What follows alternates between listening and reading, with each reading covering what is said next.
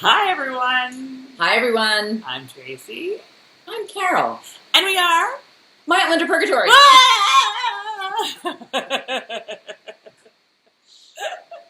Sorry, I couldn't resist. You win. I let you win. Couldn't resist.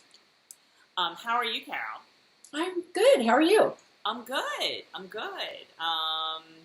Looking at another busy weekend, busy week, heading into the Memorial Day holiday in a couple of weeks, heading into summer. We've had a very warm day today in New Jersey, as evidenced by Carol's and I, in my, summer attire. Because it's really hot in my house when I got home, so I changed it to a tank top. I was like this, then I had the sweatshirt on, now the sweatshirt's off. You just never know. Sweatshirt's off. Do you have your AC on? No. Or as we call it at home, your AC Slater. You're farther north than me, so I don't need it. That's true. So anyway, so what are you drinking? Low-key night, little twisted tea, raspberry. Interesting. Yeah, I'm going with the Shardy. It's called Cloudbreak, which I really like. I try whenever I see the Cloudbreak Chardonnay, I buy it because it's very oaky and I like oaky. So, Slangeva. Oh, I remember you telling me that. Like, oh, we like a really oaky Chardonnay. Oaky Shardy. And I was at the store getting you Chardonnay, and the woman was like, well, that's what Chardonnay is. And I was like... Not always. There's unoaked Chardonnays. There are Chardonnays that have been, like, fermenting in, like, the steel cans or whatever. But, in general, yeah, oaky Chardonnay is kind of, like, the thing.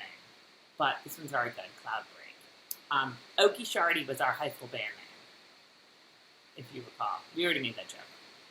Anywho, let's get to it, shall we? Yes. So we have seen Outlander, episode 206, called Best Laid Schemes, ... The ... is part of the title, by the way. ... So what'd you think? You want, like, an overall? Well, I don't know. I'm still, it's funny. I've watched this twice now, and I don't even know how good this is going to be tonight because I don't know. Isn't this weird? Like, is it me? I thought it was good.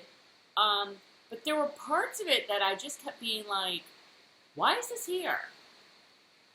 Yeah, it's a weird, I don't know what. I don't know why. I don't know.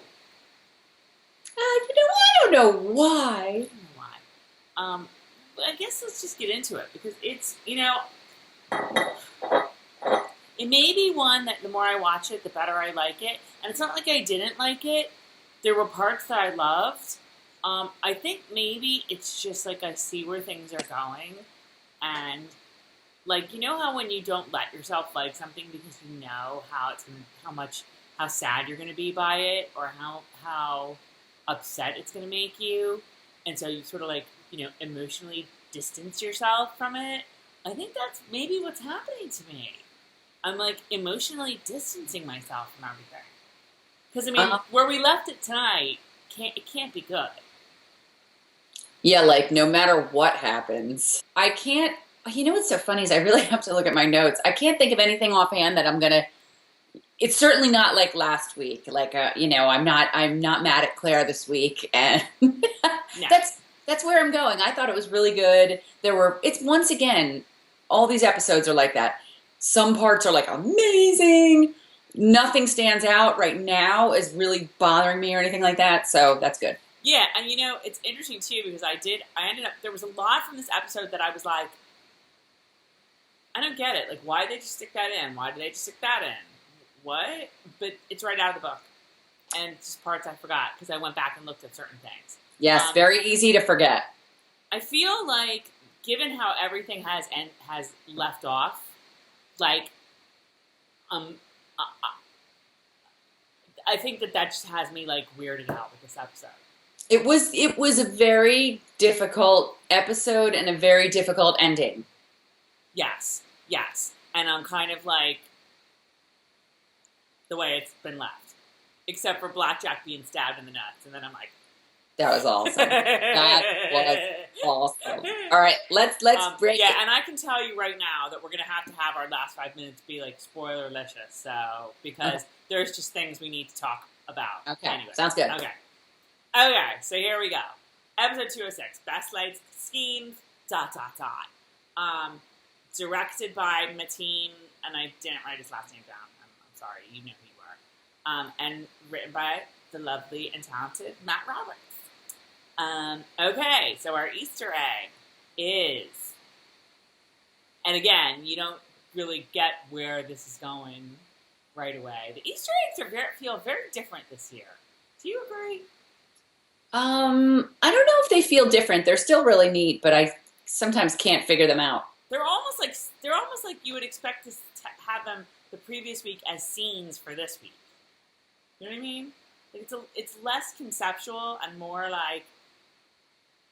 almost like the first minute of, or the first 30 seconds of a Breaking Bad episode, where like you're seeing something that's going to happen like towards the end, but you don't know what it means, and then you have to like watch the whole episode, and then you're like, oh, I get it. Right.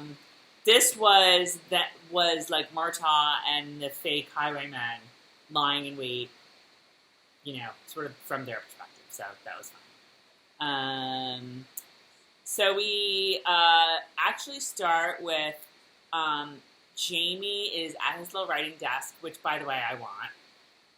I want pretty much every piece of furniture. I was just going to say, I pretty much just want everything. Could I actually just have that, like, it's like this just teeny little desk, but just like, I want it all. I want all that furniture. I would also like to know if it's like real furniture or if it's like a prop that someone just built. And if that's the case, could they come and build me on? Would that be like really, now that they're on hiatus and all. Okay. So anyway. It won't be like the Outlander, the crew. At Ethan Allen or something. Or like Restoration Hardware. But okay. Okay, so Jamie's at his desk. Right. And in walks Murtagh. And he is ready to rock and roll. He's like, let's rock. Let's go. I felt bad for him. He did kind of have the rug pulled out from under him. He had the wind. He knocked the wind out of his sails. Yeah. But I have a couple questions about this. So, okay, he's all like, yeah, Jamie, like, things are in motion, everything is going according to plan. I talked to his second, or I'm going to talk to his second, and we're going to, like, arrange it. Who's Blackjack's second, please? Oh, that's a good question. Isn't it, though? I was like, who's going to, like, stand up for Blackjack Randolph? Who would you There's got to be some English officer of the 4th Dragoons. No, it's the 8th Dragoons. The 8th Order of Dragoons. That's true. He probably does have some sort of a lackey. Like, I mean, clearly it's not Marley anymore. But like some other, One of those little hottie guys from season 1. Yeah. Johnny, not Lord John Redcoat. Somebody like He'd be like, what was his name? Johnny Redcoat? Johnny, not Lord John Redcoat. He'd be like, Johnny, come here. I want to talk with you. You're going to do this for me. Now. That was very Sandringham, actually. Oh, well. I need you to come and be my second. So, anyway, Murtagh's all like, yeah, let's get her done. And Jamie, and I'm going to tell you that hand, that finger, was like he's got that finger tap. How did I miss the finger tap? Oh, my God. It was all over the place. I missed it. He has got that down pat. I mean, like, damn. That's just some really good. Sam Heughan had a really good night tonight. Let's just get that out of the way. He did. Really good Very much so, yes. Really good night. So he's tapping, like Morse, like he's tapping out a message in Morse code to Murtagh, like, duel off, stop. No, more like, help me from Claire. Stop. She won't let me do shit. Stop. So the duel is off. Murtagh is not happy. And then my second question about this whole thing is, why is he so into the duel? I mean, yes, I know he wants revenge on Blackjack. He knows what he did to Jamie, but he's taking it awfully personally. You know, if Jamie's the one that's like, yeah, it's off. We need Tom for this. Yeah, right? Tom would put this in perspective. You think he'd do it?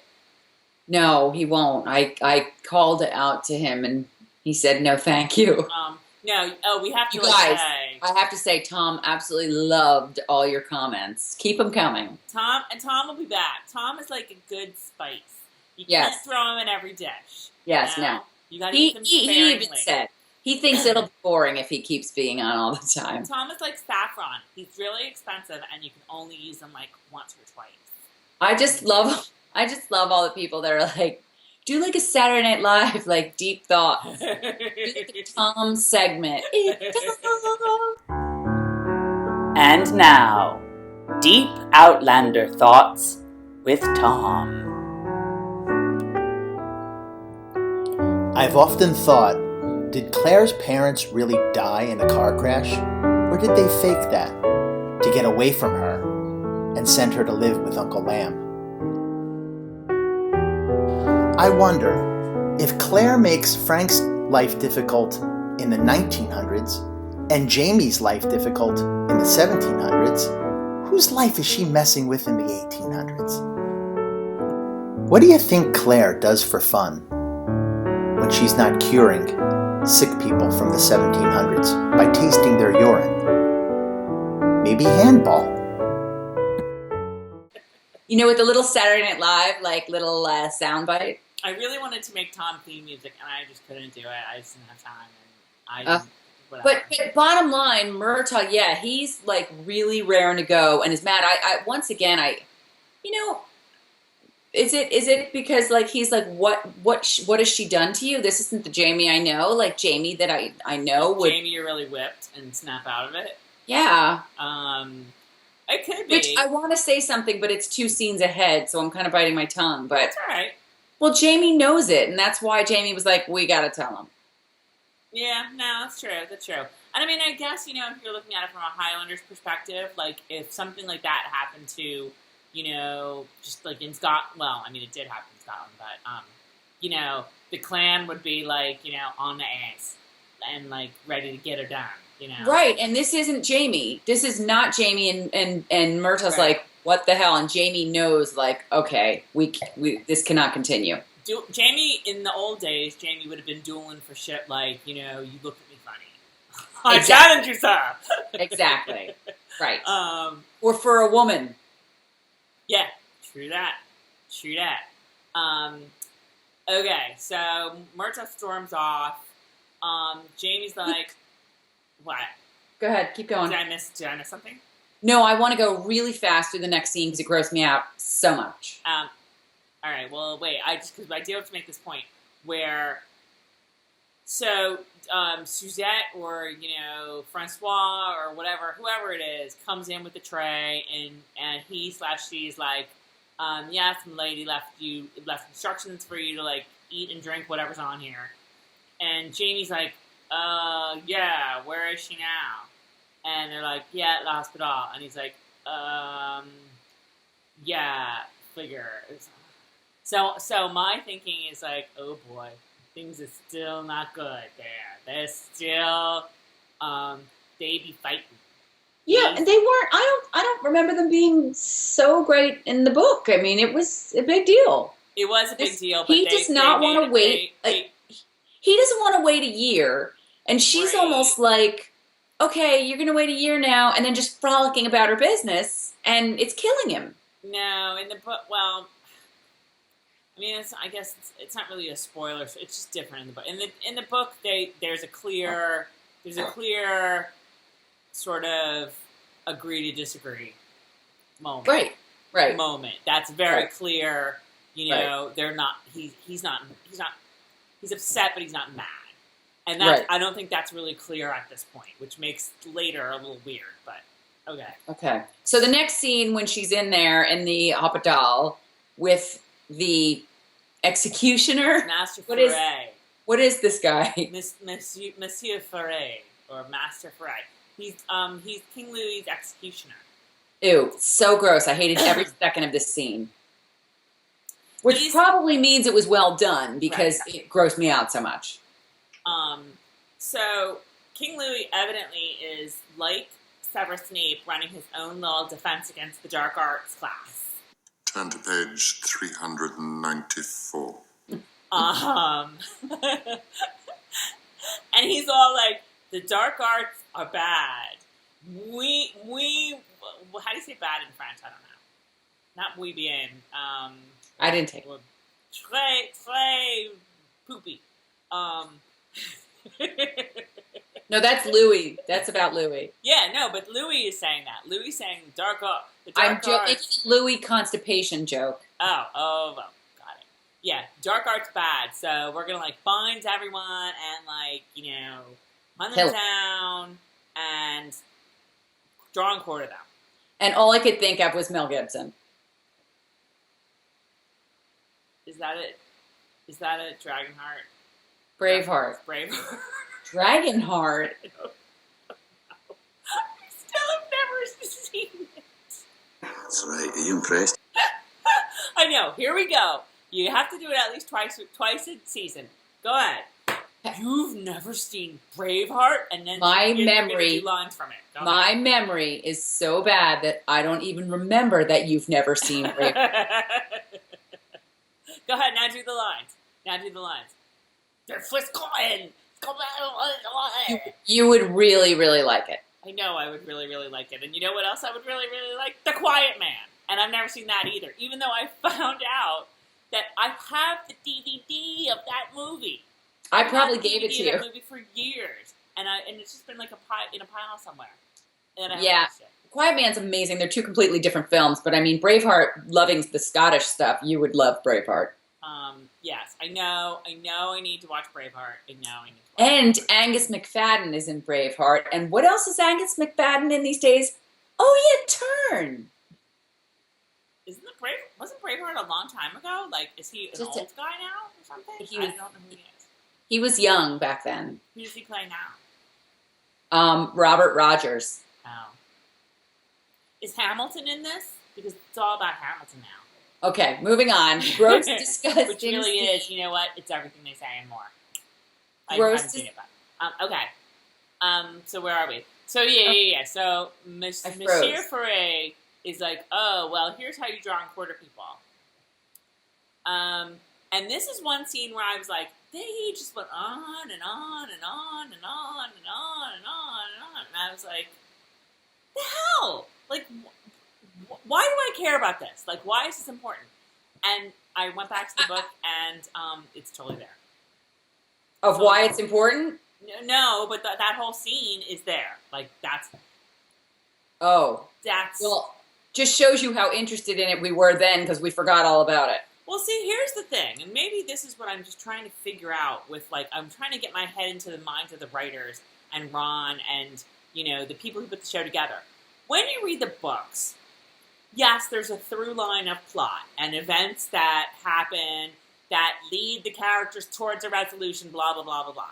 But there's also a lot of just really interesting kind of slices of life, or Claire and Jamie meet these interesting people like Monsieur Foray, and maybe they never see them again, or maybe they like sort of are important in a peripheral sense, but unless I'm completely forgetting something from the book, and please remind me if I am, I don't know that it's all that important later on. Do you remember No. him being important later on? Mm-mm. So I kind of was like, okay. The only reason that I could think of that they went on and on and on and kept that monologue in was to be sort of a bridge to the whole dark arts bad. Master Raymond bad. You better go warn Master Raymond right now. And I just felt like Was there a way to get there a little bit more quickly? I feel like the dark arts is kind of what? I almost needed that scene though to remind me, oh yeah. And let's just move on because we are going to be guilty of going on a little too long about a scene that really went on a little too long. That's true. But all right. So anyway, yada yada yada. Draw and quarter. Pull out the heart. Give everyone a show. You know, the rest is gross. Whatever. But maybe Claire, you should go visit Master Raymond. So she's like, good idea. So she scurries off to Master Raymond, and she's like, Master Raymond, you have to leave the city because... I loved that scene. And she's like, I'm your friend. You're my friend. That's what and I care friends do, Master Raymond. Why was she treating him like he's a dumbass that doesn't have any friends? Because she treats everyone like a dumbass that doesn't have any friends. That was a little bit weird, where she was like, that's what friends do, Master Raymond. Tracy, if it's not about Claire, it ain't there. Mark me. Oh, we'll get to that. No, I worked it in. Oh, I got it. I'm Tracy. I'm telling you to mark me. I will mark you, Carol. I have to go back to the drawing and quartering for 1 second because there was one other significant thing where the Frey guy was like, you know, they take whoever's being, drawn and quartered, the man. Oh, the woman. Oh, yeah. I thought the same thing. Oh my God, my head hurts from the baseball bat foreshadowing, like being hit all over it. I'm telling you right now, all I could think of though was I went back in my head to Outlander and remember last week when she was, or the week before, whenever it was, and she was like, it's like Cranesmuir or something. And I'm seeing. So I'm like, and that's the thing too. You know, last week we were talking about like why did in the book Karen Henry Outlandish Observations made this outlandish observation, and she's spot on. She gave a little bit of an excerpt from Dragonfly, where Jamie's talking about, I sort of like told them that you were La Dame Blanche. It says Claire was like, you told him what? And I had to struggle not to laugh. That's what she says. I had to struggle not to laugh. But there was a clear, conscious choice made last week to make that more serious and to make her like upset by it and to link it to Cranesmuir, which does not happen in the book. In the book, it's like kind of funny. So I don't know if they're going down a path of more witchery. Right now, it's just bitchery. So I don't know, but I feel like all the funny is being sucked right out of everything. It's the same thing with Honey Pot. I'll tell you. With Honey Pot, they made a conscious choice to take that conversation and stick it in bed and make it totally different than it was in the... So. There's a new Shecky Green in town, and his name is Fergus, but we'll get to that later. He's the king of the one-liners now. So I don't know whether they're like going down this whole dark arts place or not. I don't know what's going on. I don't know. So she leaves Raymond. So she's at Raymond's. She basically goes there and is like, get out. Because you are my friend.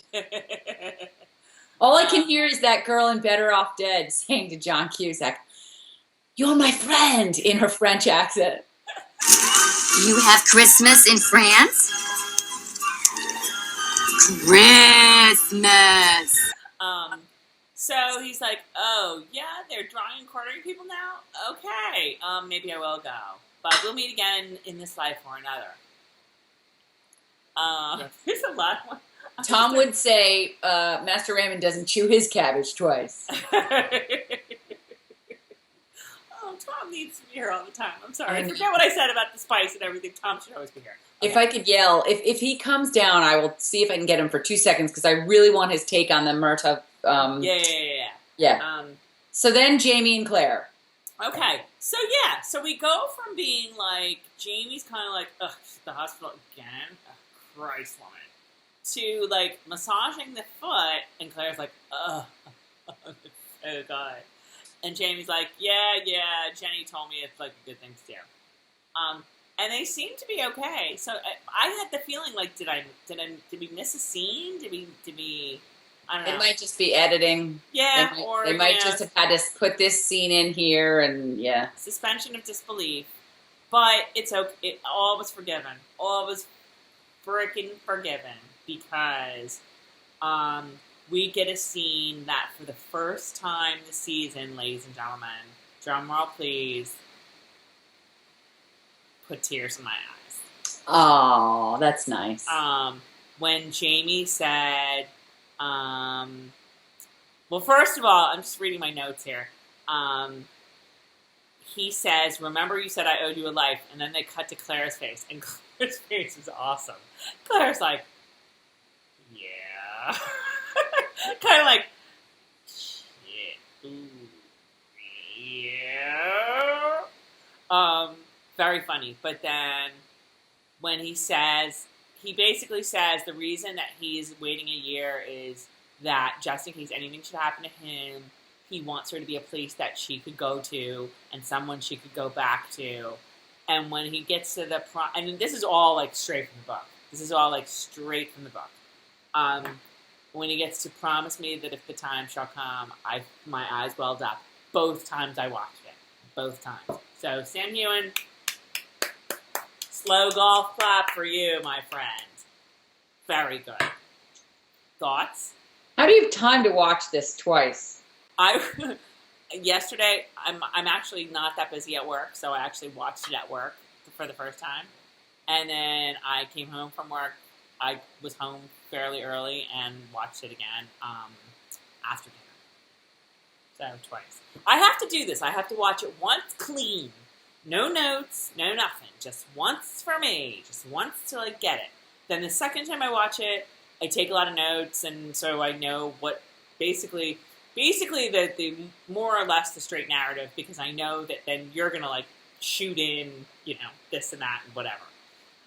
Yeah, I take the notes when I watch it the first time. Not that I want to, but I know there's a very strong possibility that I'm not going to be able to watch it again. So I better do it now while I can. No, I tried to do twice. All right, so the two of them are having their conversation. So, what did you think of that? Were you like switched like it, like I was? It's funny. I'm just realizing now that I haven't glanced at my notes once. And I'm reading some of the older ones. No duel. Murtagh is no simple fool. Claire is way more pregnant than she was yesterday. Oh my God, yes. She's popped. Like, she popped, I don't know when, but like, she's all of a sudden like 2 months more pregnant. Is this when he said, I owe Frank nothing? Yeah. During this little conversation, loved that. I have go Jamie. Yeah, promise me that if the time shall come, just that you'll go through this dance. He's like, you need to make me a promise now. Oh, and she said, did she say back to Frank? Because I have down back to Frank in quotes, and then I have Jamie threw up in his mouth a little. Because he was like, back to Frank. No, that was great. I mean, that was really great. Like, Sam Heughan should be very happy with what he did in his work in that scene, because it's really great. It was a lovely scene. All right, the next then they put together the herbs for Jamie so she could get, which I loved. I loved this in the book, and I loved it in the show. Was this in the book? Yeah, well, the whole thing about making them sick. And Murtagh did it too, I think. I totally did not see. This is one thing I did not remember from the book at all. It could just be my memory. In my memory, I thought it went down differently. But again, I haven't read it in so long that it's very possible that this is exactly how it went down. You're sure you're not just thinking of Jamie being seasick? No. She put the herbs together to make them sick and vomit and then they gave it to everybody else to make everybody's, because they wanted to make it seem like they had smallpox, or they had, I guess it was smallpox. They wanted to make it seem like everybody was sick. And then Jamie and Murtagh took off. I totally don't remember that. but I believe you. But that was a great scene anyway. Like, yeah, it was just a great scene. Like, Jamie is guinea pig. He's like, okay, here we go. Wasn't it so creepy? Like, the way he just had to sit there and, like, wait, like, it was reminding me of other scenes from ridiculous stuff. Essence of Rosemary. Essence of Rosemary, then the bitter cascara, which we know, now I, like, just want to, like, find cascara to grow. Like, make my husband grow it in the garden. I thought you were going to say make my husband. I thought you were going to say make my husband sick. Make my husband drink bitter cascara. Bitter cascara. Fergus was hilarious in that whole scene. God, Fergus is so great.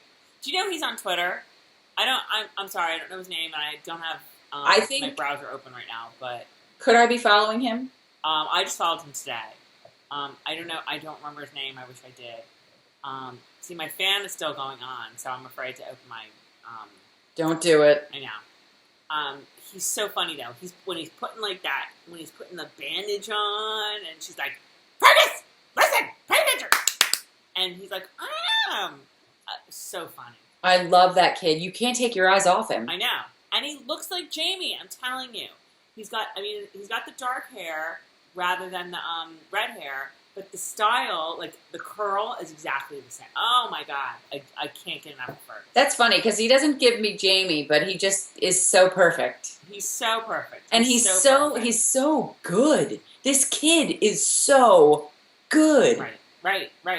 And I think he's a French kid. I don't think he's English, so... He's amazing. He's acting in a second language, which is amazing. Just so great. So, all right, so that's kind of a funny scene. Then Claire and Jamie are like, yeah, we need to tell Murtagh the truth. So that's kind of an interesting choice. I think we can say that this does not happen in the book. They never tell Murtagh about Claire.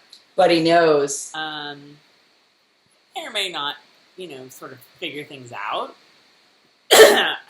Or, the exile. The exile. Well, we could put a spoiler up for that, but like anybody who's read the entire series kind of knows the deal. But I will say that Claire and Jamie do not tell Murtagh anything. Although I always thought that Jamie told Murtagh in Outlander, like off camera. Do you remember there's a scene in Outlander when Jamie is trying to send Claire back to the Stones, and he's like, I can't be your husband anymore. Blackjack has totally ruined me. Murtagh's going to take you back to the Stones. He knows the drill. At the end, I thought Jamie had told him everything then. I didn't, but then I read The Exile, and because The Exile is Outlander, I don't feel like it's a spoiler. You just find out, if you haven't read The Exile, guys, that Murtagh saw Claire come through the stones. That's the only thing. But they're clearly not going this direction. So that doesn't even mean that he doesn't know what he saw. He just knows he saw her come through the stones and that she's this woman who's, you've seen it, so you know. What? Madame Blanche. Mm-hmm. So they don't seem to be, like, worried that he's going to think that they're utterly nuts. Like, that's what... I had that written down. Like, aren't they worried he won't believe them? Because they're just like, yeah, we need to tell Murtagh. He needs to know. Like, almost like, yeah, we need to tell Murtagh that we're going to reschedule the dinner party that we're having, and it's going to be, like, next Tuesday instead. Like, Jamie, will you remember to tell him that? Okay, let me put it in my day planner. Sorry. Oh, man, it's bad. It's gross.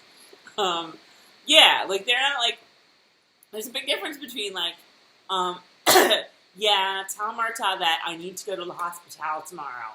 So, like, be available. And, yeah, tell Murtagh that I'm from the future. Like... But they don't seem to be worried, so it's all good. One thing I noticed in that scene is that...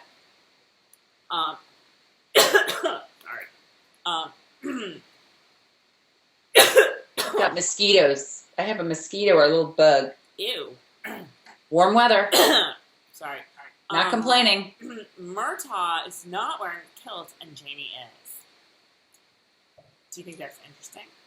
No, you know what? It's not that I don't mean to say no. I just don't like. I notice every once in a while, but it doesn't really faze me. Well, it's just interesting that like Murtagh's always worn a kilt, or almost always worn a kilt this whole time. Now he's like in the regular sort of garb, and Jamie is kilted, which was sort of an interesting as they were talking in the courtyard or whatever. Oh, the courtyard. I like that whole scene where you don't really see what's going on. You just kind of see Claire looking at them through the window, almost like she did when she was watching Frank burn her clothes and stuff like that. Go up in smoke. Maybe she was remembering this. And Murtagh believes him. Murtagh's like, you know what? Courtyard. If you are telling me this and you believe it, who am I not to believe it? Could there just be a show with Murtagh and Fergus? How'd you like the punch? Oh, yeah, that was great. The punch was fantastic. That's great. But you just know Jamie's totally used to that. Like, you just know, like, Murtagh can just punch him for no reason. I turned to Tom and said, wouldn't that hurt, like, a lot more? Like, if you got punched, would you be able to just continue the conversation? And he was like, yeah. Yeah, because Jamie's totally used to it. I'm sure Murtagh just punches him all the time just for, like, you know, lack of anything better to do. Like, or, like, Murtagh's pissed at something, and he's just gonna, like, you know, boom. You just need to be punched every once in a while, Jamie's like, no, who's boss? For real. I'm glad we finally... the layered, but... I'm glad we finally got to see you lived through all these years. I've been waiting for that. Did they have that in, like, an early preview? So we sort of knew Murtagh was going to find out? Yes. In fact, I think I might have even blogged about that. I remember saying, oh, they're going to... Or maybe in the video. Oh, yeah. I just remember saying, they're going to go with the exile. Oh, my God, Murtagh knows. I also loved that it was all in Gaelic, too. That was very cool. It's very cool. And again, and this is nothing to do with you not having seen it, but that always does remind me of a scene in The Quiet Man. Do they speak Gaelic in The Quiet Man? Yes, she does at one point with the Reverend, I think. No, it's with the priest. It's with the priest, I think. And he said, no. She says, I think she says, can I tell you in the Gaelic? And that, because she'll feel more comfortable telling him. And she's like, I'm a makalaka. And he's like, oh, makalaka. I mean, so, you have to see it.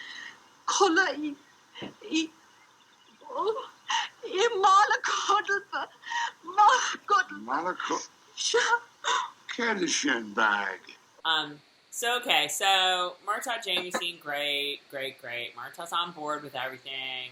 Claire's from the future, it's all good. The future. From the future. Actually, okay. Jamie leaves first. So Jamie goes off with Fergus somewhere. It's not really clear where they're going, although you sort of figure it out. But they're going to, like, Lavra or whatever to, like, you know, implement the poison plan. And I just put in capital letters, I love Fergus so much I could spit. I know. Like, the interplay between the two of them, you know, Fergus is all kind of like a little wise ass, but not really. Then they ride off. Then they ride off this way. Then they ride off this way. So that means that some time is passing, just in case you didn't get it. So then we go back to Claire and Murtagh, like, looking at the years, and I just put down, like, that nurse joke just never gets old for them, does it? Like, the whole, like, you know, that's when I became a nurse. Yeah. Oh, yeah. How many more times that should be our next contest. How many more times in the length of the series are they going to, like, do that joke? I'm watching them ride off this way and ride off this way. And I also have written down just Claire plus Murtagh equals perfection. I mean, I really do love their relationship because this is why Murtagh hasn't, like, flipped out on Jamie at this point, because what Claire went through in the first season, what we saw her do to get him back Murtagh knows how loyal she is. Murtagh knows she's all kinds of, in certain ways. Right. You know what I mean? Like, Murtagh knows this situation is a hot mess in certain ways, but he knows that underneath it all, she is loyal to Jamie, and she loves and would do anything for Jamie. So he's like, all right, I'm going to put up with all this for a while, but eventually... Yeah. No, I get it. It was funny because when Murtagh was like, you ken dates, you know, when people will die, I thought for a minute he was taking the road of like Biff from Back to the Future. when someone's going to win the World Series. Maybe we can make some money off it. Maybe we can like foil Charles Stewart. I love how they say Charles Stewart. They go, Charles Stewart. Stewart. Like it's a curse word. Stewart. That's Stewie. Family Guy Stewie. Okay, now I have a question. And I should really not even ask it. I should be like, just get over it. Suspension of disbelief. It's a question I would have from the books too. But like, think back to Outlander. When Claire was like to Blackjack, I am going to curse you. I am a witch, and I know the date of your death. And here it is. And she said, blah, blah, blah, blah, blah, blah. So we don't know what it is. And I guess we kind of assume that maybe she said, like not knowing anything else about anything, we assumed then that she said, you know, in about 4 hours or something like that. Now we clearly know that that was not the case. And not only that, we know that she knows that that's not the case because she knows that Blackjack goes on to marry Mary Hawkins. It's Mary Hawkins, right? Yes, Mary Hawkins. So, A, why did anybody think he was dead if Claire knew that the date of his death was, like, not that day? And B, a better question is, Jamie, there's no point in having a duel now because I know for a fact that he's not going to die until whatever date it is. And guess what? It's clearly not like tomorrow when you want to have your duel because he's got to marry Mary Hawkins. And then, you know, then I know that his death date is, or his death year is X or Y or whatever. But like, Jamie, you know, and because this whole plot is based on what she knows is going to happen. So for her not to be like Jamie, you can't duel Blackjack because it's not. He's not going to die because I know when he's going to die, and he's going to die whenever. Am I going down a rabbit hole that I just should like be like somebody needs to throw me a rope right the hell now and get me out? We need to choke you in the shallow water before you get too deep. Okay, here's the deal. What are they doing in France? They're trying to stop Charles Stewart. Well, my girl knows that what happened at the Battle of Culloden, and yet they're still in France trying to change the future. So, what you're saying is that she knows that his death date is, and I don't know what it is. So, say 1750. It's a nice round number. So she thinks that by Jamie dueling, it's possible for him to change that in the same way that it might be possible for them to change Culloden. Yes, exactly. Because just because something happened,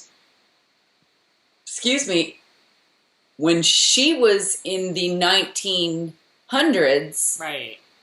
That was in the past. Got it. And that's why she's worried, because if he does it now, it's not like he can't do it now. I mean, that's if he couldn't do it now, then they couldn't stop Culloden. No. I mean, you know why she doesn't want him to do it now. She doesn't want him to kill him. No, but what I'm saying is that if it was as easy as just saying, Jamie, you can duel him all you want, but it's not going to work because he's going to die in 1750. then it would be the same as saying, Jamie, you know, we can blow up as many wine ships as we want. We're still not going to stop Culloden because it's going to happen in, you know. Right. Okay. All right. Got it. She doesn't think that they can't stop it. She doesn't think that he can't kill him. Right. Got it. Cleared up. Good. But it still doesn't clear up the original, which I think Diana just hadn't thought of yet. Like when. Well, think about it this way. In 1940, James Alexander Malcolm Mackenzie Fraser, I almost slipped, had never married Claire, what did Tom call her last week? Beauchamps.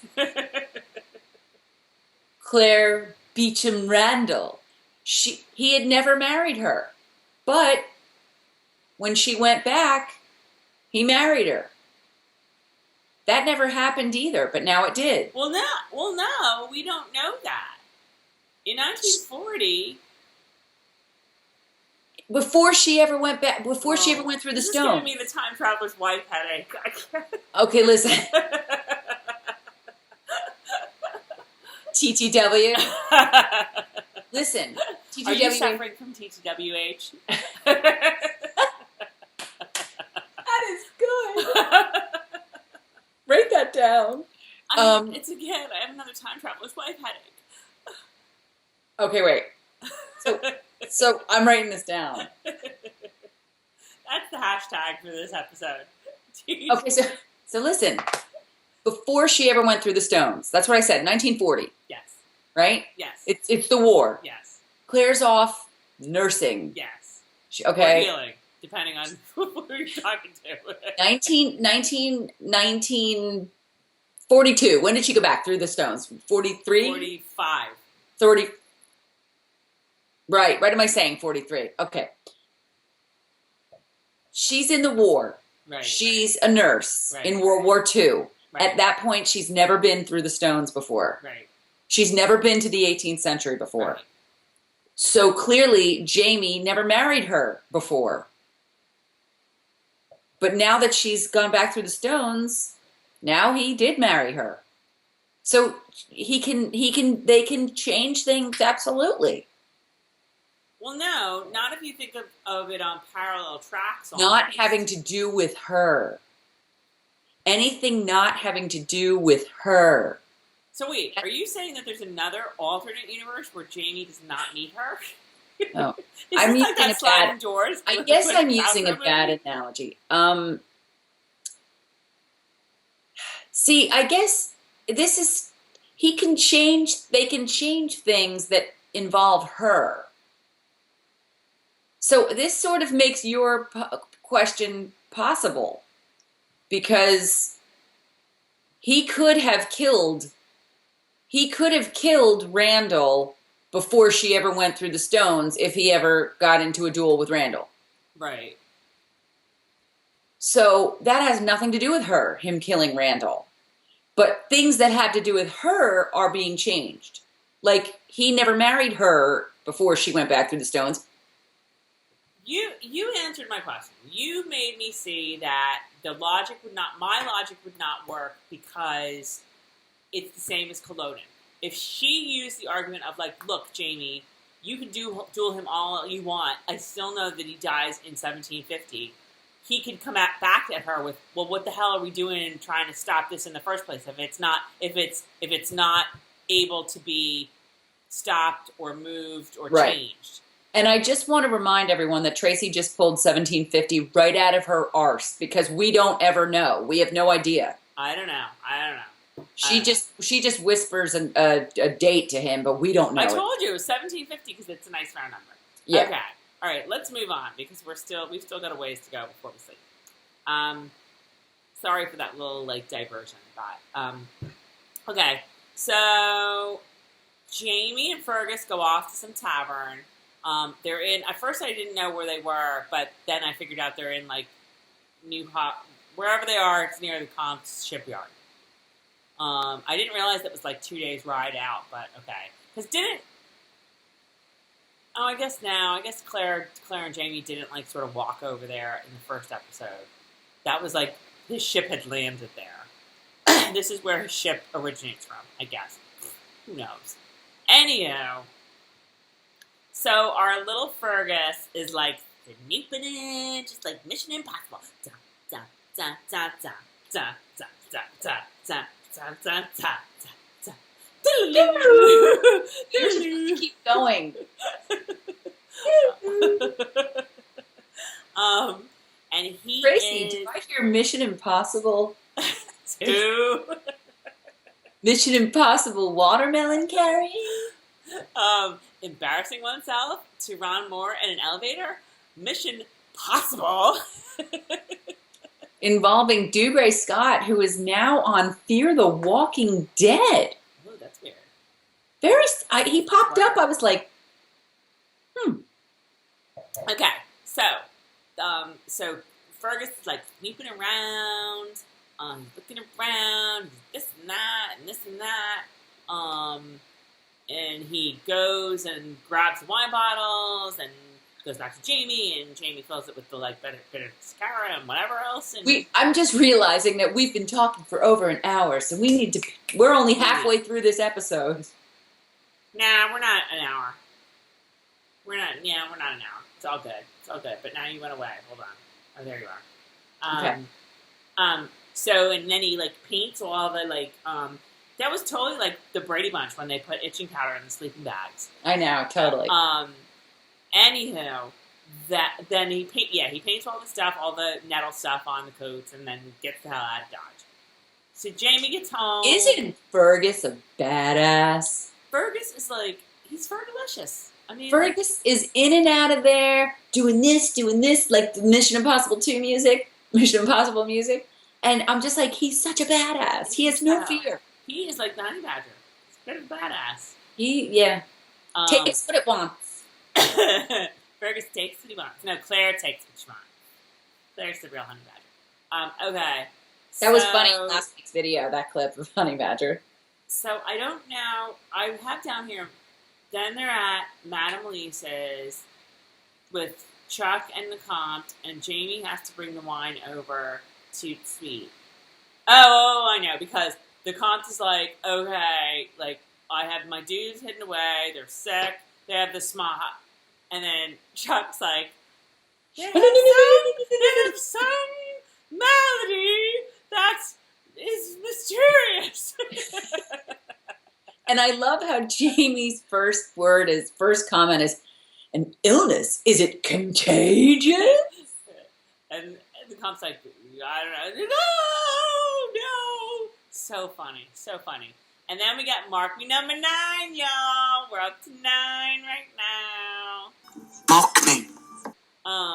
Keeping track and like somebody guessed 14. Today. We've had a bunch of guesses. I need to like corral all of the guesses because they're on YouTube and the blog, and there might even be some on Facebook too. I don't even know. I have to like get them all together because we will do a little like something. So you can still enter this like non-contest that we're having where guess the Mark means. But maybe like this week is the last week because I don't know. We'll shut it down after this week. So Mark me number 9.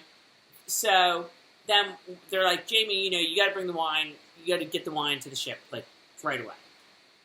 Did you not think that like when Jamie's like, yeah, okay, I guess so, and Chuck was like this to his face that he was gonna like kiss him full on, and Jamie, that would just not be good for Jamie.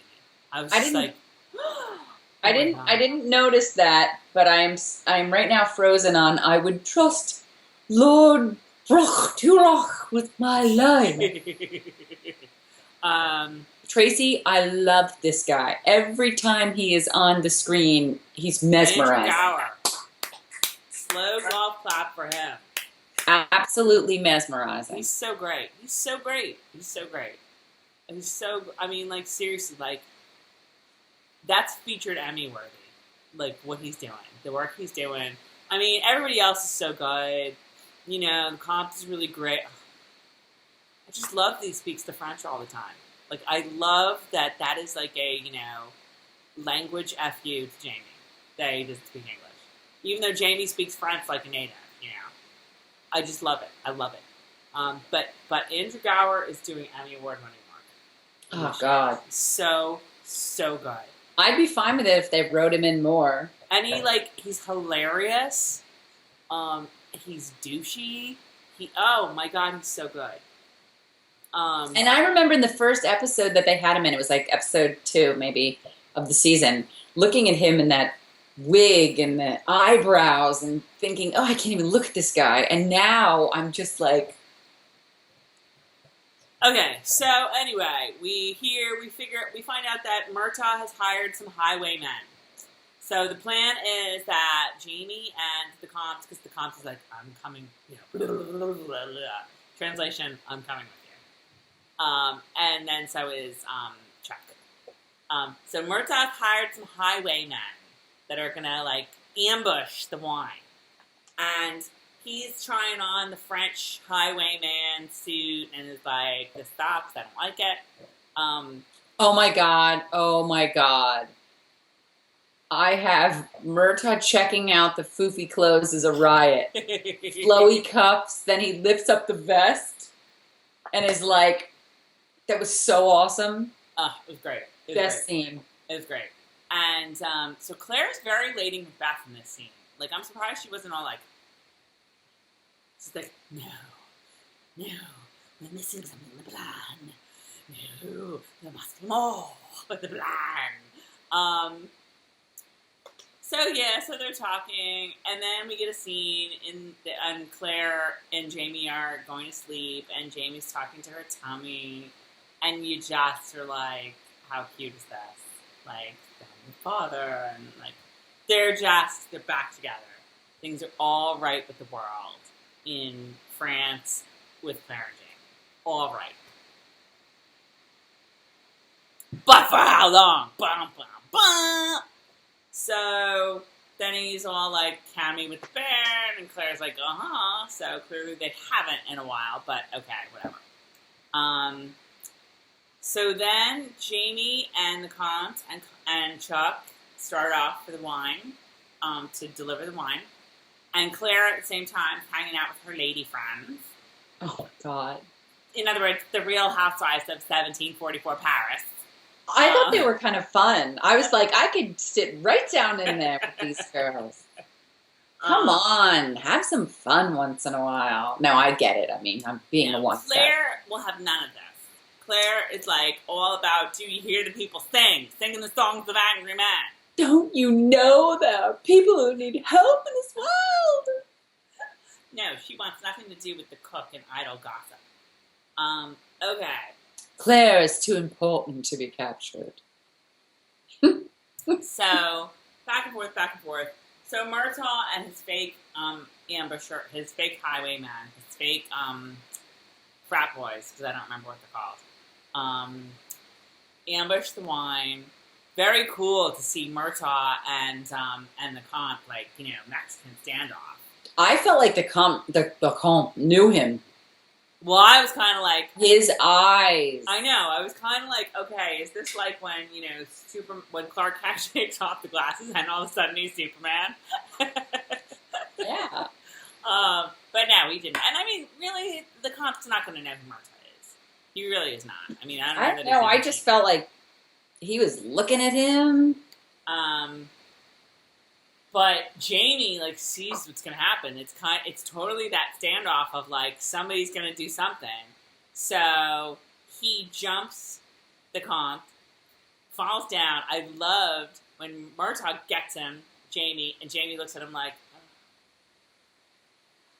yeah, go ahead. Murtagh's like, boom, knocks him out.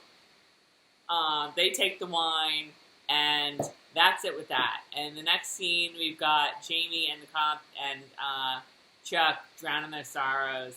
I guess at Madame Elise's again. I don't know, because that's the only place they ever go. Whatever. Yeah, the boys are bummed. But they're pretty. The plan worked pretty well because they pretty much were it was the frat boys that did it. That's one of their little initiation things. I just loved that because that scene really reminded me of just so many different capers that go on in the books. I know. Throughout the series, there's so many little things like that they have to plan and execute. And Although I will say this, that's not in the books, that whole like wine thingy, but it reminded me of some other caper that is in the books where like bad stuff happens, but it ends up being that all the bad people are like have to do with Jamie, or like on his side, or on Mark's side, or on their side. yeah. Maybe it's on Voyager. I don't know. How does it like go? that. How does it go down? Because I mean, they do the whole thing with the bitter cascara, whatever it is. They do the poison. See, I don't think Not poison, but the thing that will emulate some type of the illness. So what does go down with this? Because I thought it did. I don't think so, because I don't know. I don't know. Like, maybe when you're talking about turn, as you always do in the last minute or two, I'll look it up in the book. But I don't think that this whole thing went down with, like, Murtagh being a highwayman. I don't think so. I can't remember, but I do think, I mean, what did they do with the wine? I don't know. In the TV show, Murtagh went to sell it in Portugal. You mean in the I book? think part of the problem was it was all this. Jamie wasn't supposed to be selling this wine, like working with the comp to sell this wine. He was supposed to be selling it for Jared. Right. So I think that's when Murtagh took all the wine. What? This poor guy, man. They're in his house with his clothes and his servants and his food, his money, and it's like they never even mention him. And no, I think Murtagh went to go sell the wine, like where it was really supposed to go. So he's gone for like a month. We forgot that Claire like went back to the hospital because she like needed to do good work for the people because she was tired of like all the gossip. Wait, was this before or after they came home? This is before the three were back at Madame Elise's being like, yeah, we're screwed. And Mother Hildegard was like, you need to stay here, you're bleeding, but like, don't worry about it, because, you know, that happens all the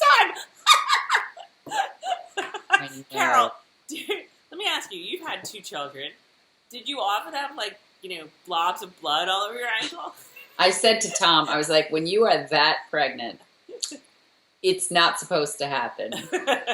I literally said that to him. I said, unless she's in the first, 8 weeks, and when it's going to be a little, if at all, a little bit, no. So I was like, why is Mother Hildegard lying to Claire? Are you really going to take the advice, like take it from a nun about, like, what being pregnant is like? Maybe Mother Hildegard has asked. She might have joined the order a little later in life.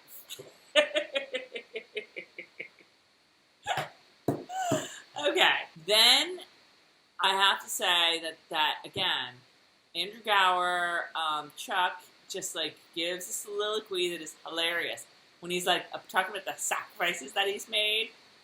Sacrifices, so many sacrifices I've made, lowering myself to a commoner.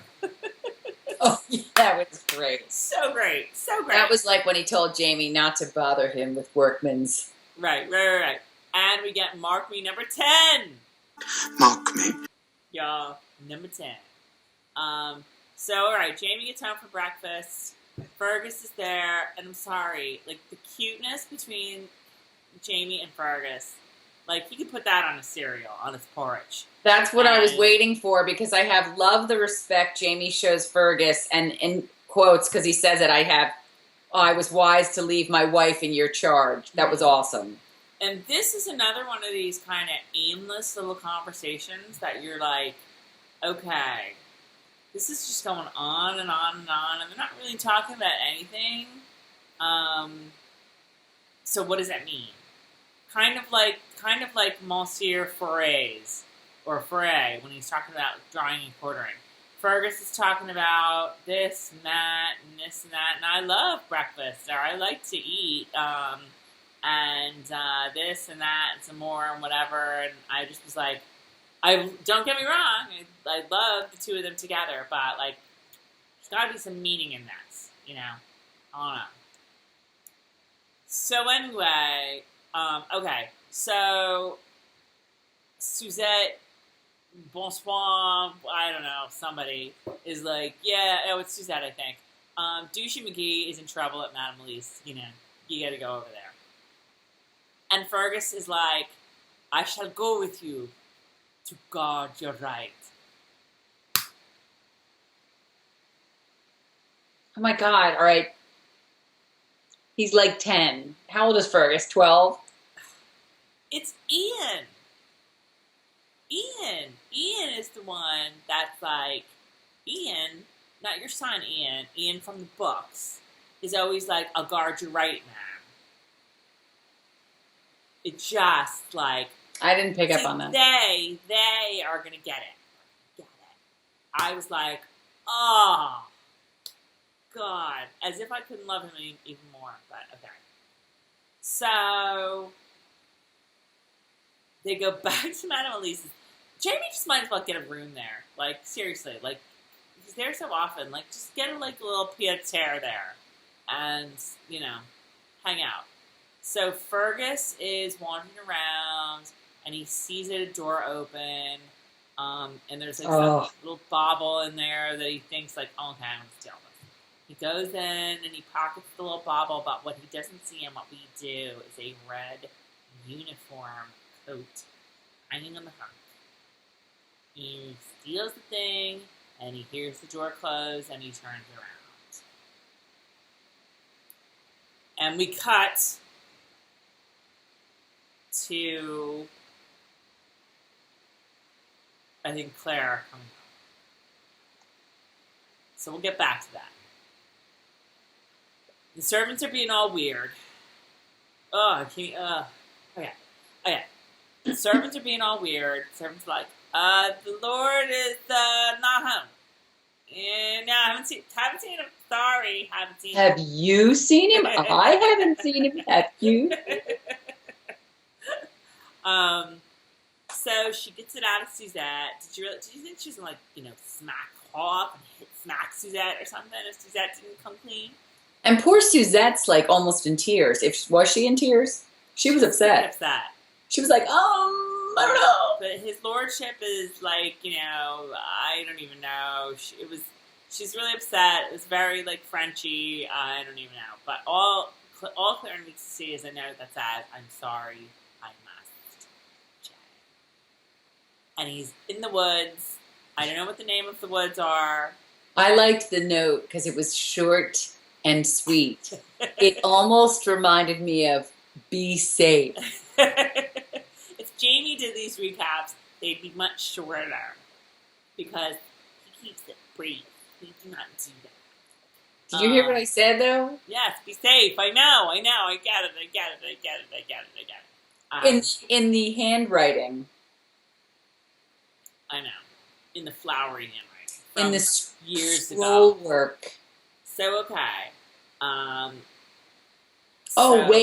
Wait. Because now I'm finally somewhat catching up. How about the spread when they got back? Yeah. Oh, it was right out of Downton Abbey. I was like, oh my God, I totally want to go there. Look, it was huge. Now, let me ask you this. With rich people who have servants, if there's any rich people with servants if any of you are rich and have servants, we have some questions. We have some questions. Because this was the same way in Downton Abbey, too. At lunch and dinner, they sat at a table, and the servants, the footmen, served them.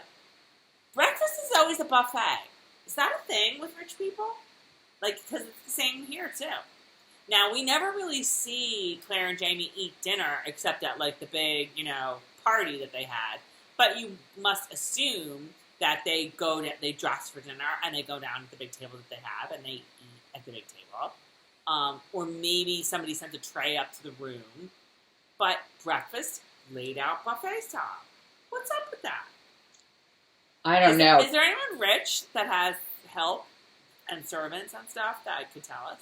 I just want to go there because let me tell you. I do miss a good the Scottish table though for breakfast when there would be bannocks and you remember when Diana used to be so she's so descriptive about everything but about meals and what's on the table and the butter. Jamie's always buttering a bannock or something. Okay. So, all right. So Claire's like, hurry up, get there.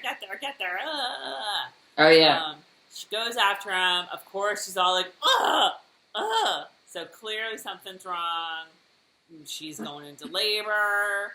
I think something was clearly wrong with Mother Hildegard. At this point, it's just... Well, wait a minute. So that's not normal. The whole, No, that's what I like your said. leg just got torn up. I said that. Looking like you put your leg through a shredder. No. Yeah, right. So, okay, whatevs. And she knows that. Who, Mother Hildegard or Claire? Claire, too. I mean, Claire she should. Because she's a nurse. Healer. And apparently a midwife, right? Jenny. Not only can she deliver your baby, she can turn the baby as well. Oh, that's true. I forgot that she delivered Jenny's baby. Claire knows damn well there shouldn't be blood coming down to her ankles. Do you not look down on someone? I mean, she laid down and Mother Hildegard's like, and I'm thinking, did Claire not look? I guess she can't see past her belly. But yesterday her belly was a lot smaller than it is today. All right. So they're going. And she gets out of the carriage and the footman is all like, "You're over here." I love that you hear it first. I love that you don't see it first. You hear the clang, clang. And then you see them in the clearing, and it's Jamie and Blackjack, and they are dueling like Obi-Wan Kenobi and Darth Vader in the Death Star. And I have to give credit where it's due because I've been tough on Claire this season, but Claire sat there and kept her mouth shut. Yep. Because if she said anything and Jamie turned, that would have been it. And I was proud of her for that. Great restraint, Claire. Great restraint. And we have to say, Katrina Balfe, again, fabulous performance. Everybody had really good performances this episode. But really good expression. But good for you, Claire. Good for you. Yes, she was very believable, too, that she was in distress, in pregnancy distress. So Blackjack, fights, does not fight fair. He bites Jamie. Really? What are you, 2? Come on. You can do better than that, Blackjack. No. Yeah. So they're still fighting. Then Jamie gets him right in the crown jewels. And, I gotta say, just, let justice be served. Y'all. So then everything just starts to go to hell. At that point, Claire can't hold it in anymore. At that point, Jamie sees her. The first time he goes, Claire! Wow, I think I said this before, but that was just straight out of Adrian. Lâchez ça immédiatement! Lâchez votre arme! Lève de Dieu pour me l'aider. Yeah, just right out of Adrian from Rocky. Yeah, because he really it's not just Claire, it's Claire. It's Claire. And the whatever they call the police, French police, are coming in. And they're dragging Jamie away, or they're gonna be, and everything's just all going to hell. And, fade to black. Claire's like... And I knew the fade to black was coming, but I didn't want it to. I was like, no. And when how about how her eyes are closing slowly, just like Blackjack's eyes are closing slowly. Oh my God, and there we go. The end. Credits roll.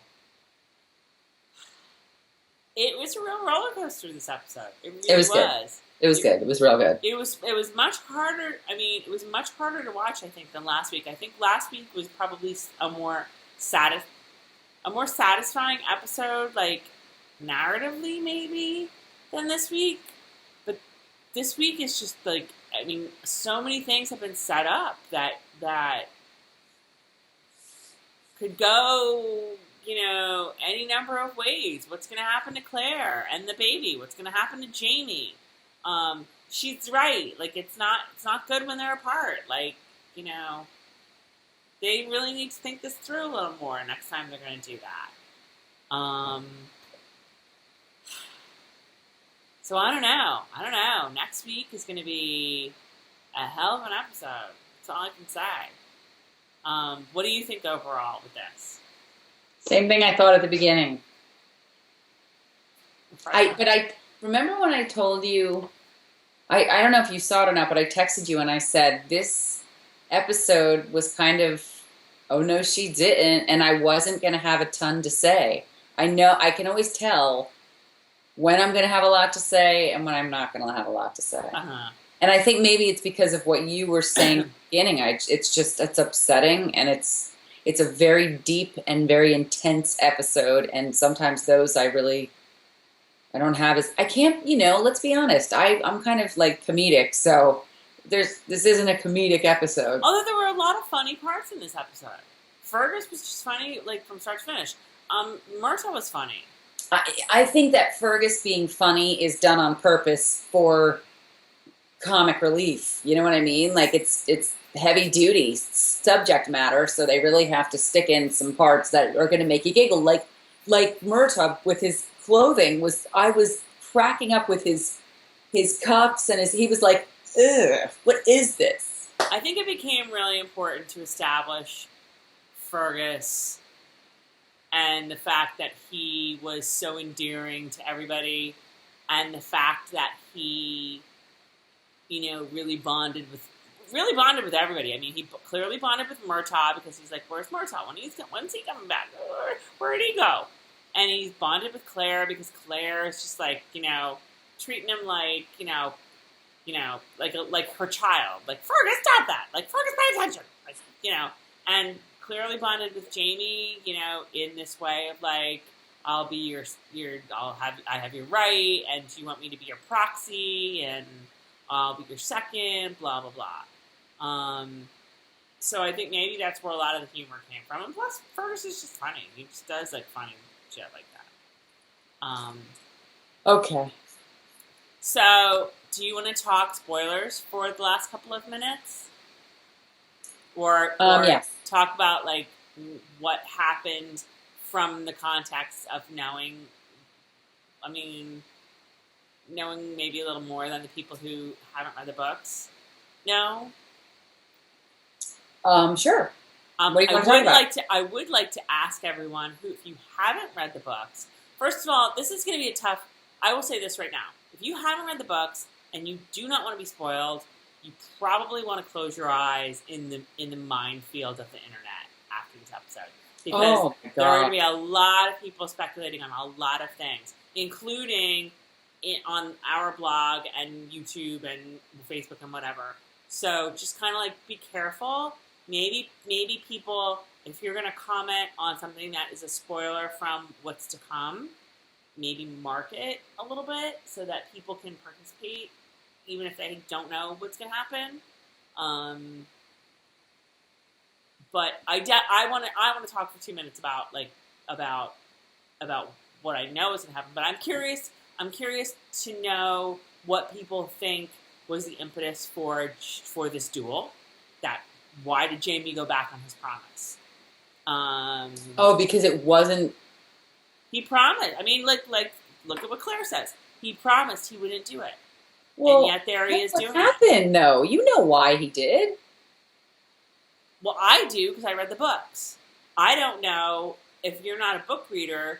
Do you know how self-explanatory that scene was with the red coat hanging up? Yes. So, I mean, the things I want to talk about, like... And they left that scene open in that you don't really know what happened, if anything. They left it open to interpretation. Right. That's what I want to talk about a little bit. So, if you don't mind, and whatever else you might have, that's a spoiler. No. We're going to talk spoilers for a couple minutes. Couple minutes, go. If you're going to leave us now, we'll see you next week, and come visit us on the blog and Facebook and Twitter and YouTube and Instagram and wherever else we are. We're getting a little more into Instagram. I posted a couple pictures today too. Did you really? Yeah, because sometimes I have a picture that I'll go, oh my god, that's so Outlander, and I take the picture, and then I'm like, okay, I guess I'll blog it. Like Instagram's instant. Connected to Twitter too, because it automatically goes to the Twitter. Don't mind us. We're having a little mini meeting right here. To the Twitter. We just had a little. It was almost like Skype didn't want us to spoil. It was like Skype knew. That was weird. Don't go there. But I was going there anyway, Skype. So shut up. Excuse me. Spoiler alert. So shut up. Shut up. So in the books, okay, so we know what happens. We know that Blackjack molests Fergus, and Jamie finds out that's why the duel is back on. And in the books, I mean, obviously it's disturbing, whatever, but in the TV show, the thought of that happened is just making me all sorts of freaked out in ways that it didn't make me freaked out in the books, even though it's an awful, awful thing, and of course it is in the books. And the only thing I can think of is that it's Tobias. That Tobias has created Blackjack that is this such nuanced, multi-leveled guy, and then to just be oh, he's a child molester too. I'm kind of I would almost expect Tobias to be I'm not playing that. No. Do you know what I mean? I know what you mean, and I disagree, because it wasn't, in my mind, it's about, well, see, now, I don't remember the book. They showed him, taking something, stealing something in the show, Fergus. What was he, cologne or something? What was he? Yeah, a bottle. Well, to me, that's Blackjack. If Blackjack walked in and saw that, then, or was Blackjack already in the room and he didn't see him? All I know is I saw the red coat and then the door closed, didn't it? Right. Now maybe what it's hang on. I see that more as punishment on Blackjack's part.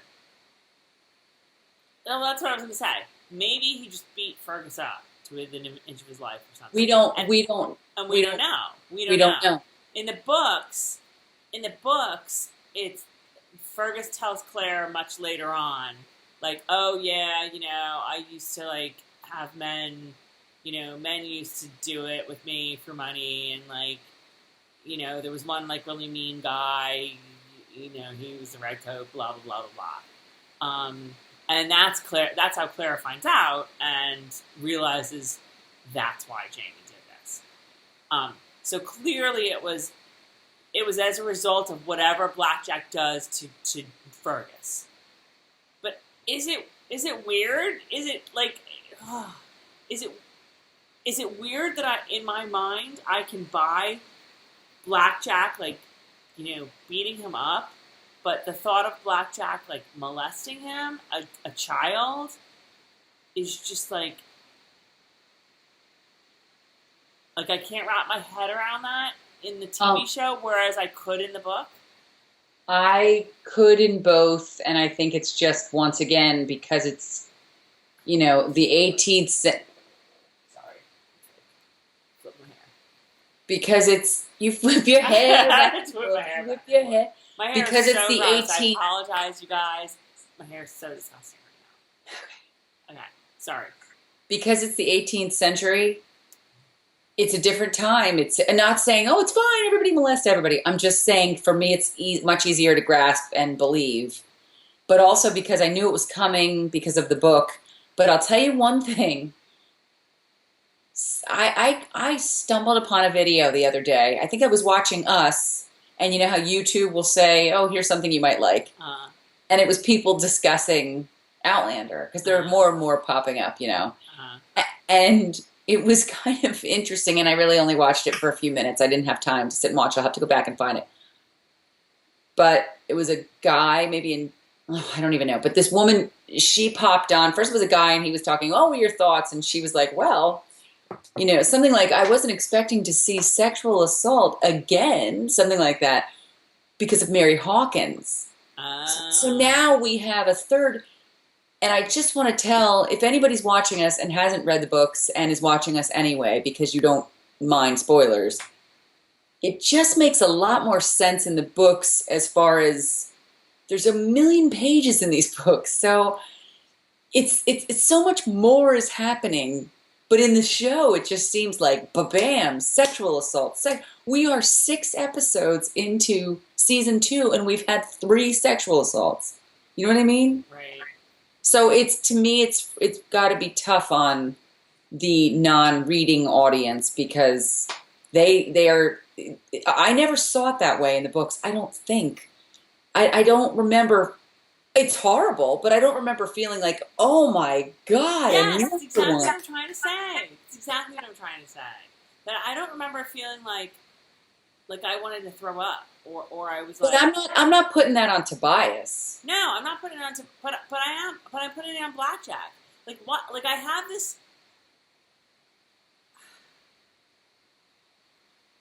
What I put on Tobias is that he has made Blackjack so interesting that, like, the thought that Blackjack would, like, rape a little boy, like, makes him just disgusting. He did. Like, and we don't know that. That's what I'm saying. That's what I'm saying. We don't know that. So we are speculating purely based on what happens in the book. That very well could not be the case. I mean, clearly something happened, because that's the impetus for Jamie to be. I mean, that's why you see this relationship between Fergus and Jamie building and getting closer and closer. And where at the breakfast table they're just kind of shooting the shit to show how comfortable they are with one another, and how much Jamie, like, you know, has really grown to be fond of him, and vice versa. So that's where the duel's coming from. The duel's coming from whatever happened in that room between Fergus and whoever that red coat is. Maybe not even Blackjack. Who knows? We're coming at this from a book perspective. So really, the point is to not really think about it till next week. But I can't help not thinking about it and just being like, oh my God, you know. They have a tough situation, because they're trying to stay true to the books, and at the same time, as they know and have shown, everything doesn't always play out on screen the way it plays out in the books. So you can't. It's harder to swallow certain situations. Right. It's one thing when Blackjack is obsessed with Jamie for a variety of reasons, maybe which may or may not have to do with, like, his, you know, how he grew up, or his brother, or whatever. But it's another thing to, like, if he were to, like, rape little boys. Whereas just as you said, I don't remember it bothering me in the book to the degree that the potential for it bothers me now. And there was this is spoilers, right? We're talking spoilers. There was another situation with a boy in the book. Another kid. Well, there's Alex. There's Alex, not Alex Randall. Alex, the other Alex. Right. The other white meat, if you will. That was awful. That was awful. It was there, you know, it was low-hanging fruit, whatever. But, no, he was another prisoner. So, I mean, I don't think he was, like, you know, 11 or 10. He was another prisoner at Wentworth that Randall took a shine to. I don't know. I guess we just have to. I'm just really dreading next week, and that's why it's not even all right. More spoilers. So really, we're not kidding here. Spoilers. I'm dreading it more than the Faith stuff, which is also going to be next week.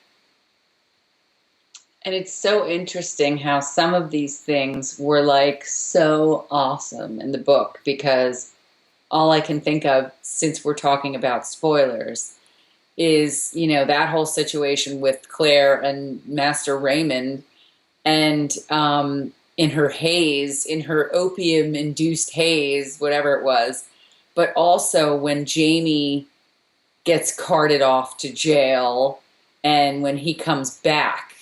Think about when he comes back. I know.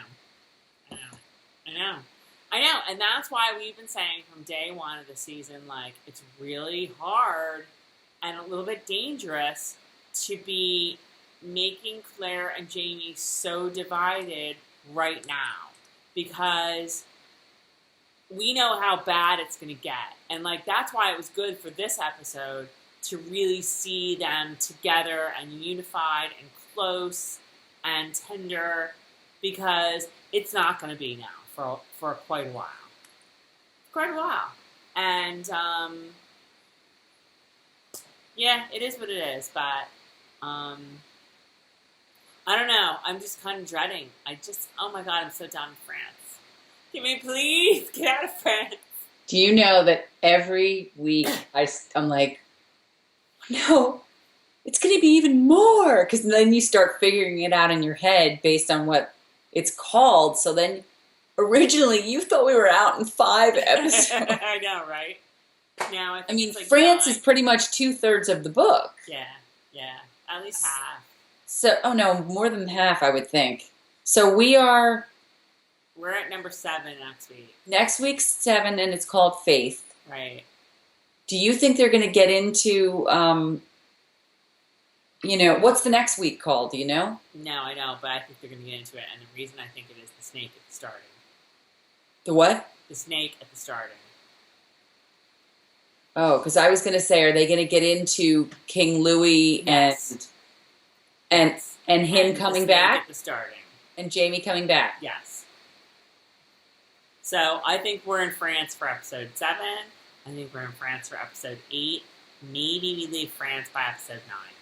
Please, God. I know, right? All right. Do you have anything else to talk about? I'm so tired. I really just want to go to bed. I feel like this this episode of our show is kind of a little more subdued than it's been in the past. But this was just a weird. It was a weird episode. Not a bad episode, but a weird episode.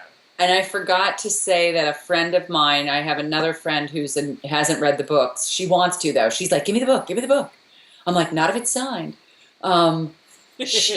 She's on season 1 right now she's with Galis. And she's like, I really like it, but she goes, I gotta tell you. She goes, I have a little bit of a hard time understanding what they're saying. And I was like, wow, I wonder. And, okay, I have another friend who has read up through Fiery Cross. She's on she got stuck, and we're all like, push through. And she's saying that she feels like she's worried that people are going to get bored with the show. And we were like, it's Nancy, who was Right. with us in New York, and we're like, it's you, Nancy, it's you. You need to keep the show is boring. I mean, and again, I feel like we need to say this all the time. We, have a lot to say about it because we know the books. We've had the movie in our head, or the TV show or whatever in our head for so long. And when the scenes that are our favorites don't make it in, or things are changed in ways that were what was the thing? I can't remember what it was, but I thought of something that happened either in this episode or a previous one this season that I actually liked the choice better than whatever happened in the book. Yes, so that happens. But the fact is that the show is still better than 80% of the shows that are out there, and the It's show France. still. I know it's France. We have to tell ourselves that. people. I really wonder sometimes, like how, like, because she was asking me about season 3 because she's like, they have to have a 3rd season because it's Voyager. My God, we have to have Voyager. What good TV? And she's getting bored with France, I think. And I worry about like non-book reading men who we get out of France. It gets better. Tom has read up through Drums, I think. Uh-huh. I keep getting worried, and then I'm like, wait, we're okay. We're talking to the book readers. He is okay because he knows we go back to Scotland. And he reads it. You heard his whole thing last week. Jamie Fraser's a warrior. He's a Klansman. He read it and watches because of that aspect. And he's a Scot. He's Scottish American. He had a grandfather with an accent. You know what I mean? Like, so for him, it's easier to hang on. But I worry, that I'm losing you right now. No, I'm just checking the time, and it's late. We've been on for a while. Yeah, right in the middle of something crucial that I'm saying. Checking the time. Go ahead. I am worried about men watching who aren't fans of the books, that they're going to get bored. They don't care about foofy clothes. I think the little scenes like Murtagh going like, ugh, is for the guys so that they'll think it's funny. All I can say is, women, tell your man. What? 2 episodes tops, and then we're out of France. And Yeah. I will say, I mean, we're all book readers here. I don't think we ever go back to France ever. So just hang on. It's all gonna be okay. And once again, we love any of you guys watching from France. I want to go to France. Do you know airfares for France are not that expensive in September? I'm kind of eyeing it. Oh, we just found in Italy today that I'm like, Oh. Well, yeah, you want to come with the kids and Tom? Kids want to go, or are they gonna be like, let us stay home? No, my kids would love that. But the problem is that we'd have to go when it's chilly. I've been to Barcelona when it's chilly. It's not bad. But it's cheap. All right. Time for us, speaking of going, it's time for us to do so. Because we're tagged. But we will be back next week. You know where to visit us. You know, because I put it in at the end. But comment everywhere on the blog, on YouTube, on Facebook. We didn't get too many hits on Facebook this week. I haven't posted that much on Facebook. No, but for the video this week. We got a ton on the blog, and we got a ton on... Did we not get a lot of views? Because welcome to Facebook's algorithms. Yeah, it was only like 800 views on Facebook, but we got I'll post it again. Post it again. Yeah, do it. All right. I swear to God, Facebook drives me nuts because there's times when I want to post something like just silly or interesting or something, and I don't because I'm too afraid that if we have something important later on in the day, that it's going to not get any views. All right, so tell us what you think, and we will see you next week and see what happens with all this stuff, you guys. All right, we'll see you soon. Bye.